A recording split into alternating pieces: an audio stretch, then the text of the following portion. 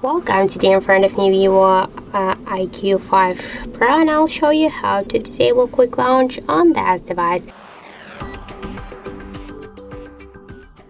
So now by double press to down volume key button, or just to press for a while of seconds, we can see that the flashlight is activated.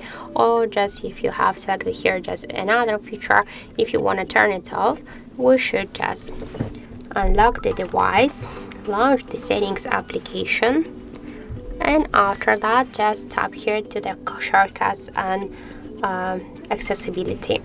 After that we can see here the quick action, and just to turn off the switcher, so here we can see the list of the switchers. Just to turn it off, click here only once on the switcher, and now just let's lock the device, and by press and hold the power down volume button, we can see that quick launch is turned off successfully. So that's it. Thank you for watching, and if you find this video helpful, don't forget to leave a like, comment, and to subscribe our channel.